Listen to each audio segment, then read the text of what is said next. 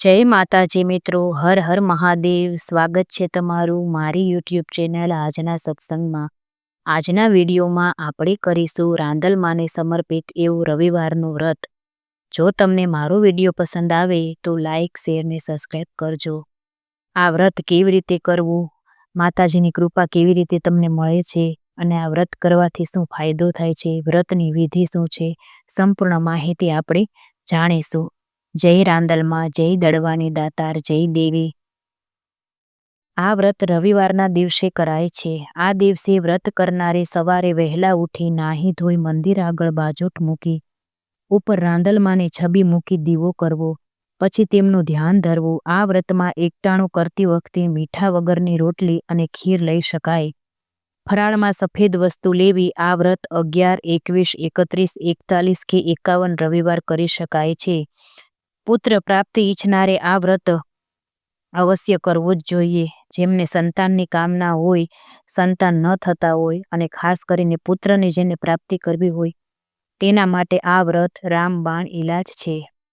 એક ગામમાં બે ભાઈ રહે. મોટો ભાઈ પરણેલો હતો. નાનપણમાં જ માતા પિતા ગુજરી ગયા હોય. મોટા ભાઈ અને ભાભીએ નાના ભાઈને સગા દીકરાની જેમ ઉછેરીને મોટો કર્યો હતો. આખાય ગામમાં ભાભીની ચર્ચા થતી કે ભાઈ સગી માં પણ દીકરાને ન રાખે એવા લાડથી ભાભીએ દિયરને મોટો કર્યો છે. પેલા ભવના પૂન કર્યા હોય તો જ આવા ભાઈ ભાભી મળે.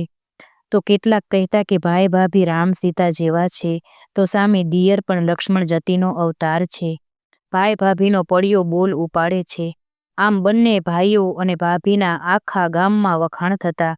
ભાભી બહુ જ ભક્તિ ભાવવાળી બાઈ હતી. માં રાંદલ ભવાની ઉપર એને એટલી અટલ શ્રદ્ધા હતી. વાર તહેવારે માં રાંદલના લોટા તેડતી અને વ્રત કરતી.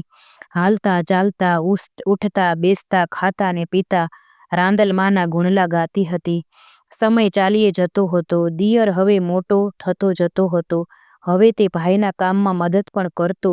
દિયર ઉંમરલાયક થતા ભાભીએ પોતાના પતિને કહ્યું, મારા દિયરજી ઉંમરલાયક થયા છે, હવે એમના માટે કોઈક સારી કન્યા ગોતીને તેમનું ઘર વસાવી દો. મોટા ભાઈએ પત્નીની વાત ઉપર ધ્યાન આપી પોતાના નાના ભાઈ માટે કન્યાની તપાસ આદરી. સુંદર કન્યા અને ખાનદાન ઘર મળી જતા નાના ભાઈના લગ્ન કર્યા. દિયર દેરાણીના સુખી સંસાર માટે ભાભીએ માં રાંદલના લોટા તેડ્યા. બંને વરઘોડિયાને પગે લગાડ્યા.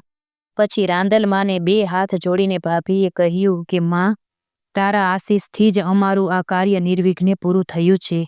તારી કૃપાનો કોઈ પાર નથી. આમ માતાજીની સ્તુતિ કરીને માનો ઉપકાર માની માં રાંદલને વિદાય આપી. દેરાણી જેઠાણી સંપીને ઘરમાં રહેતા હતા. બેઉ ભાઈઓ ધંધામાં રચ્યા પચ્યા રહેતા. જેઠાણી રોજ સવારે 2 કલાક સુધીમાં રાંદલની ભક્તિ કરતી. શરૂઆતમાં તો દેરાણીએ કાંઈ મન ઉપર ના લીધું, પણ પછી એને થયું કે ભાભી રોજ 2 કલાક ભક્તિ કરવાના બહાને બધું કામ તેના ઉપર ઢોળી દે છે, અને આ વાતે તેના મનમાં ઈર્ષાની ચિનગારી ફૂટી નીકળી. દેરાણી મનમાં ને મનમાં ધુઆ પોવા થતી હતી. એ પોતાના પતિને આ વાતની ફરિયાદ કરી શકે તેમ પણ નહોતી, કારણ કે પતિ ભાઈ ભાભીનો પડ્યો બોલ ઝીલતો હતો અને તેમને જ પોતાના ભગવાન સમજતો હતો. કંઈ કહે તો પતિ તેના પર ગુસ્સે થાય. એક રવિવારે જેઠાણીએ દેરાણીને કહ્યું, આજે રવિવાર છે, માં રાંદલનું મારે વ્રત છે, માટે હું માના દર્શન કરવા જાઉં છું. આજે મારે મોડું જમવાનું છે, માટે તો ખીર અને રોટલી બનાવી રાખજે. આમ કહી ભાભી માના દર્શન કરવા ચાલ્યા ગયા. ભાભીની વાત સાંભળી દેરાણી ક્રોધથી ધુઆ પોવા થઈ ગઈ, પણ તે કાંઈ બોલી નહીં. દેરાણીએ ખીર અને રોટલી બનાવી નાખ્યા, પરંતુ ઈર્ષાથી સળગતા તેણે ખીર બનાવતી વખતે ખાંડના બદલે મીઠું નાખ્યું. મંદિરેથી દર્શન કરીને ભાભી આવી અને માતાજીના જાપ કરતાં કરતાં એકટાણું કરવા બેઠી. ખીર અને રોટલીનો કોળિયો ભાભીએ મોંમાં મૂક્યો. મોઢામાં કોળિયો જતાં જ ભાભીને ખ્યાલ આવી ગયો કે ખીર મીઠાવાળી છે, અને તરત જ ભાભીએ માતાજીની ક્ષમા માંગતી અન્નદેવને પ્રણામ કરી જમ્યા વગર જ ઊભી થઈ ગઈ. મનમાં શંકા કુશંકા થવા લાગી. વ્રતનું ભંગ થતાં રાંદલમાં કોપાયમાન થયા. ભાભીનું મન ઉચાટથી બેચેન થઈ ગયું. ત્યાં જ નાનો દિયર હાફળો ફાફળો દોડતો ઘરે આવ્યો. પોતાના દિયરને આમ બેબાકળો દોડી આવેલો જોઈ ભાભીને ધ્રાસકો પડ્યો. દિયરે રડમસ સ્વરે કહ્યું, દુકાનમાં ભયંકર આગ લાગી ગઈ છે. બધું બળીને ખાખ થઈ ગયું. ભાભી, આપણે બરબાદ થઈ ગયા. ભાભી સમજી ગઈ કે વ્રત ભંગ થવાથી માં રાંદલનો કોપ અમારા ઉપર ઉતર્યો છે. દેરાણી પણ આ વાત સાંભળીને ગભરાઈ ગઈ. તે સમજી ગઈ કે મારા કારણે જ આ સંકટ આવી પડ્યું છે. પછી ભાભીના પગમાં પડી માફી માંગતા પોતે ઈર્ષ્યાને લઈને ખીરમાં મીઠું નાખ્યું હતું એવું કબૂલ કરી રડવા લાગી. પણ હવે શું થાય? પણ ભાભી તો માં રાંદલના પરમ ભક્ત હતા. તેને માં ઉપર સંપૂર્ણ વિશ્વાસ હતો. તેણે દેરાણીને સાથે લઈ માં રાંદલના મંદિરે આવી માતાજીના ચરણોમાં માથું નમાવી પ્રાર્થના કરવા લાગી. દેરાણી પણ માને કરગરીને કહેવા લાગી, માં, મને ક્ષમા કરો. મારી ભૂલ થઈ ગઈ છે માં. ભૂલ મેં કરી છે અને સજા પણ મને જ મળવી જોઈએ. એના બદલે તે બધાને સજા કરી છે માં. સજા મને કર. આમ પસ્તાવો કરતી દેરાણી ચોધાર આંસુએ રડવા લાગી. ભાભી પણ માને કાલાવાલા કરવા લાગી. મારી દેરાણી હજુ બાળક છે, ગાંડ પણ કરી બેઠી છે, એને ક્ષમા કર માં. એ તો છોરું છે અને છોરું કછોરું થાય માં. માવતર કમાવતર ન થાય માં. ક્ષમા કર માં. આમ કહી ભાભી પણ ચોધાર આંસુએ રડવા લાગી. ત્યાં તો માતાજીની મૂર્તિમાંથી અવાજ આવ્યો, દીકરી, તું તો મારી અનન્ય ભક્ત છે, પણ જાણીએ અજાણીએ તે આજ મીઠાવાળું અન્ન ખાઈને મારા વ્રતનો ભંગ કર્યો છે અને તારી દેરાણીએ ખીરમાં મીઠું નાખીને મોટો અપરાધ કર્યો છે. માટે જ તને આ સજા થઈ છે.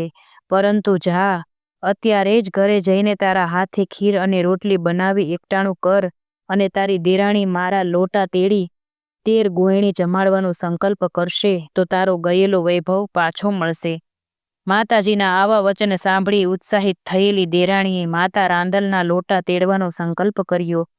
માના દર્શન કરી દેરાણી અને જેઠાણી ઘરે પાછા આવ્યા. ભાભીએ પોતાના હાથે ખીર રોટલી બનાવી એકટાણું કર્યું.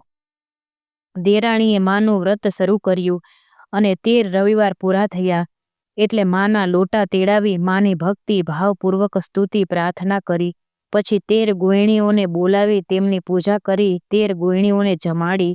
દેરાણીની ભક્તિ જોઈ માં પ્રસન્ન થયા. સમય જતાં થોડા રૂપિયાથી બંને ભાઈઓએ નવેસરથી પોતાનો વેપાર શરૂ કર્યો અને માતાજીની કૃપાથી સમય જતાં ધંધો ધમાકેદાર ધમધોકાર ચાલવા લાગ્યો. થોડા સમયમાં જ એમનો ગયેલો વૈભવ માની કૃપાથી પાછો આવ્યો.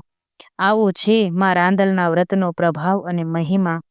હે માં રાંદલ, તમે જેવા દેરાણી જેઠાણીને ફળ્યા એવા જે કોઈ તમારું વ્રત ભક્તિ ભાવ શ્રદ્ધા અને વિશ્વાસથી કરે અને ઉજવે તેને ફળજો અને તેમની સર્વ મનોકામના પૂર્ણ કરજો. જય રાંદલમાં.